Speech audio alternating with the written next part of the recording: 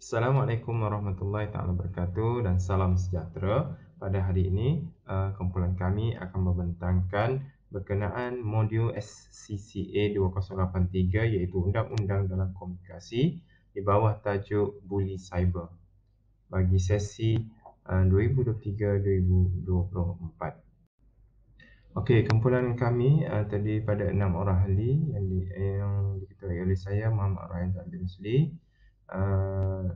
Seterusnya Encik Jaya Raj, anak lelaki Tabang tu. Kemudian Puan Nurliza binti Malik, Puan Nimala Devi, Puan Nur Nadirah dan juga Puan Nur Wahidah. Baik, tajuk yang akan kita bentangkan adalah berkenaan yang pertama sekali adalah pengenalan kepada buli cyber. Yang kedua, isu buli cyber dengan undang-undang komunikasi. Yang ketiga, undang-undang komunikasi dalam isu buli cyber. Yang keempat, pandangan dan idea undang-undang komunikasi dalam menangani masalah buli cyber. Dan yang kelima, cadangan penambahbaikan terhadap akta dan undang-undang komunikasi, dan seterusnya adalah kesimpulan. Pengenalan buli cyber. Buli cyber boleh dikategorikan sebagai satu bentuk amalan komunikasi dengan menggunakan kemudahan teknologi seperti menggunakan kata-kata yang tidak sopan yang menyebabkan gangguan, kecaman, membuka aib dan juga membuat gugutan terhadap masa yang terlibat. Tindakan buli cyber, penyebaran maklumat palsu, penghinaan dalam talian, ugutan atau tindakan lain yang bertujuan menyebabkan kerosakan atau ketidakselesaan kepada orang lain. 7 jenis buli cyber, melalui message tag, gambar atau video klip, panggilan telefon, email, bilik sembang, mesej segera dan juga laman web. Kesan buli cyber, mangsa akan berasa sedih, malu, sakit, marah dan berdendam serta boleh mendorong mangsa untuk melakukan buli cyber terhadap orang lain pula. Salam sejahtera, saya Jaya Raj Tawamtu, umur matriks 282940. Isu buli cyber dengan undang-undang komunikasi, di mana kajian kes tajuk buli cyber dalam kalangan pelajar sekolah menengah, satu penerokaan awal. Penulis Syafiq Mokhlis, Jurnal Dunia Pendidikan tahun 2019. Di mana mangsa buli cyber umi penyebaran foto peribadi dalam mesej yang negatif dilakukan oleh seorang rakan bertujuan untuk memalukan dirinya. Gangguan kemudian menjadi ancaman dan meletakkan mangsa dalam ketakutan terhadap keselamatan diri. Kecurian kata, laluan dan penggunaan identitinya oleh pembuli untuk menyiarkan bahan yang memalukan dalam talian. Isu buli cyber dengan undang-undang komunikasi. Akta Komunikasi dan Multimedia 1998 membuat ancaman atau ugutan. Akta Fitnah 1957 penyebaran foto peribadi dan mesej yang negatif dilakukan oleh seorang rakan bertujuan untuk memalukan dirinya. Akta Jenayah Komputer 1997 kesalahan mengambil gambar-gambar mangsa buli menerusi akaun media sosial tanpa kebenaran dan kemudiannya memalukan mangsa seperti menyebarkannya. Akta Perlindungan Data Peribadi 2010 kesalahan kecurian kata laluan dan maklumat peribadi. Akta Kesalahan-Kesalahan Seksual Tahap Kanak-kanak 2017. Kesalahan penyebaran gambar-gambar lucah kanak-kanak Umi remaja bawah umur. Saya Nur Nadira binti Naim, nombor metrik 282988. Saya akan menerangkan mengenai Undang-Undang Komunikasi dalam isu bully cyber.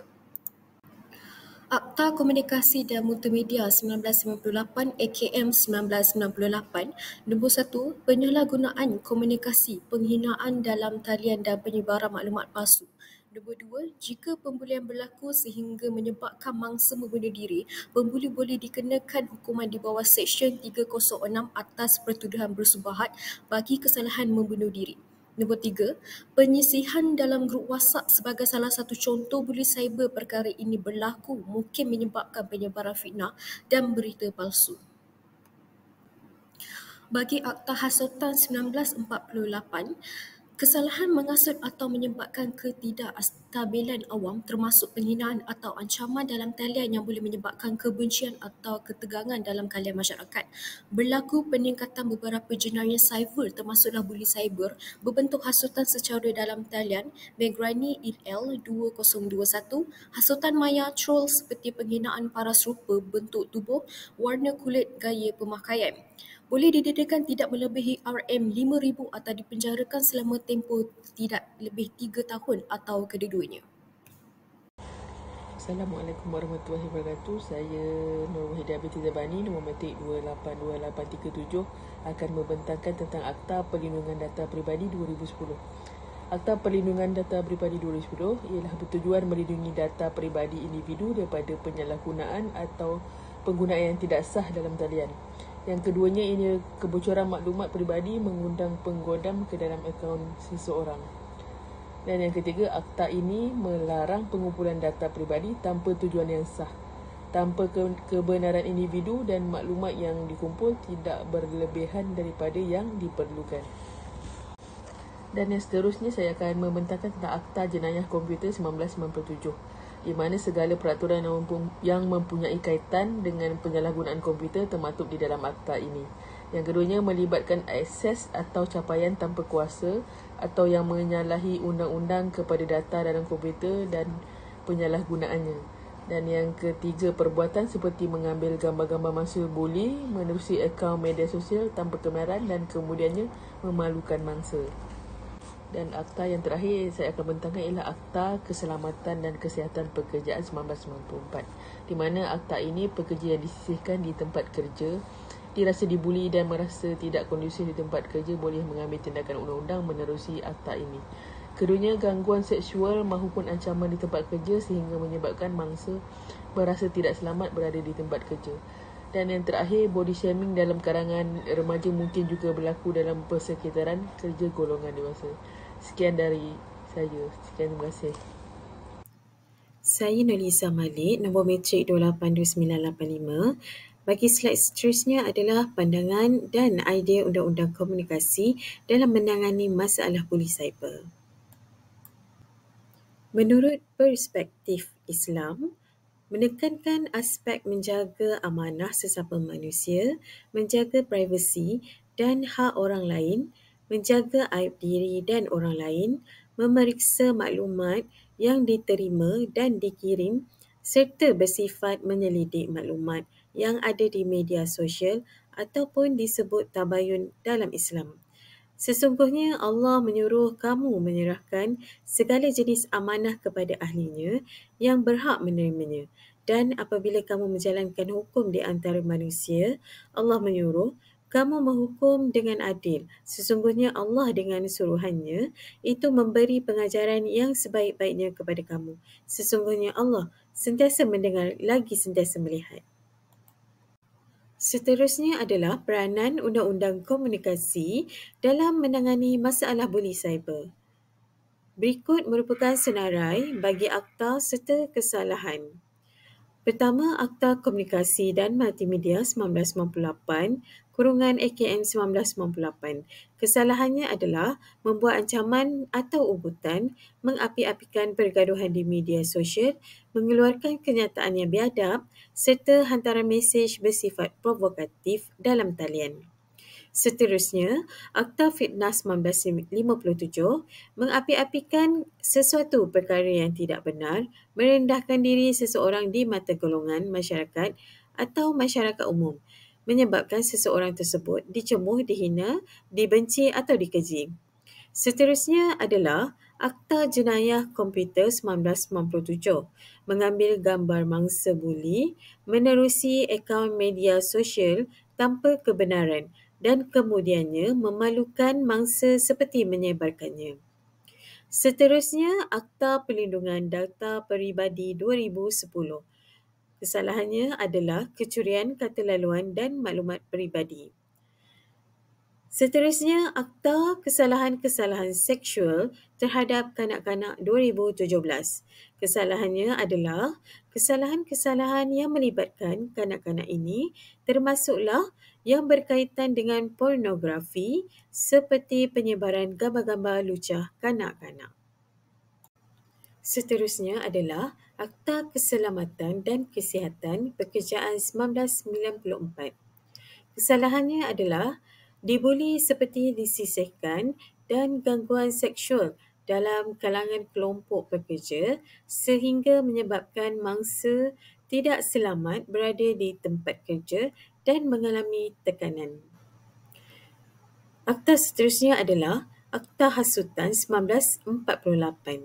Kesalahannya, antara isu yang menjadi hasutan maya adalah rupa paras, bentuk tubuh, warna kulit, gaya pemakaian dan lain-lain. Apabila seseorang melakukan hasutan maya, rakan-rakan lain akan turut terpengaruh dan meneruskan hasutan tersebut. Akta seterusnya, Akta Hak Cipta 1987. Kesalahan adalah sesuatu artikel yang mungkin ditulis oleh pihak lain berkaitan sesuatu yang tidak baik kandungannya.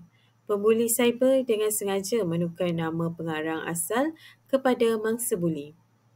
Akta seterusnya, Akta Kerja 1955, kesalahan mangsa buli cyber dalam persekitaran tempat kerja. Dan yang terakhir adalah Akta Perhubungan Perusahaan 1967. Manakala kesalahannya adalah peruntukan ini adalah berkaitan dengan pemecatan konstruktif sekiranya pekerja yang menjadi mangsa merasakan dirinya dibuli dalam keadaan disisihkan dalam persekitaran pekerjaan, maka mangsa boleh mengambil tindakan menerusi peruntukan ini. Hai, saya Nirmala Dewi. Nombor meti saya 282980. Slide seterusnya, cadangan penambahbaikan terhadap akta-akta dan undang-undang komunikasi.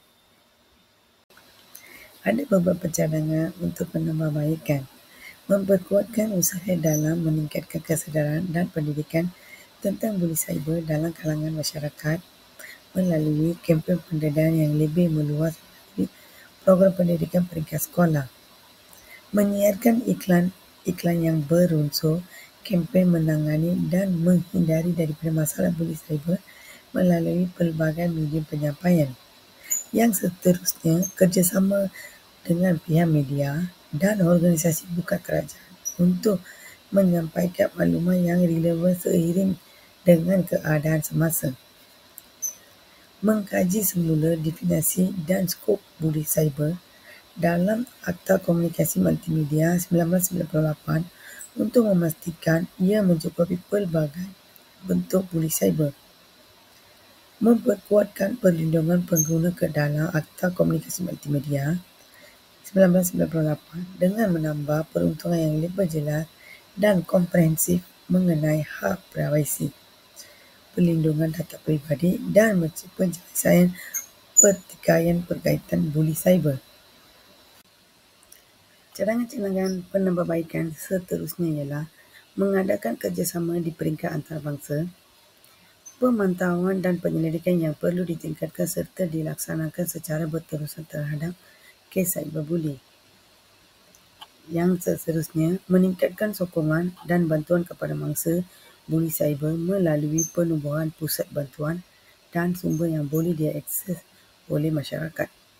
Merancang satu akta khusus bagi mengawal dan meningkatkan tahap keselamatan rakyat dalam isu buli cyber. Meninjau semula hukuman yang dikenakan kepada pelaku buli cyber dalam Akta dan Multimedia 1998 untuk memastikan ia mencerminkan kesan yang cukup berat dan memberikan penghalang yang lebih kuat terhadap tindakan pembuli cyber, yang akhirnya mempertimbangkan maksimum yang lebih efektif untuk melaporkan dan menangani kes buli cyber. Hai sekali kesimpulan untuk buli cyber, iaitu situasi buli cyber yang sering berlaku kepada golongan lemah seperti golongan wanita, kanak-kanak, remaja dan orang lain upaya perlu diberikan perhatian yang sewajarnya. Usaha mengekang gejala buli cyber dalam masyarakat perlu dipertingkatkan. Jika tidak dibendung, maka isu buli cyber ini akan mengakibatkan banyak perkara-perkara negatif dalam kalangan masyarakat. Oleh yang demikian, peranan dan kerjasama dalam menangani isu buli cyber ini perlu dimainkan oleh semua pihak, termasuklah ibu bapa, keluarga, rakan sebaya, masyarakat dan kerajaan. Terima kasih.